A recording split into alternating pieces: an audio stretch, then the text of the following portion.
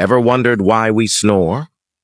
Snoring happens when the flow of air through your mouth and nose is partially blocked during sleep. When you're asleep, the muscles in your throat relax. This can cause the tissues in your throat to collapse and partially block your airway. As air tries to pass through this narrowed airway, it causes the tissues to vibrate, producing that familiar snoring sound. Your sleeping position can also affect snoring. Sleeping on your back makes it easier for your tongue and soft tissues to block your airway.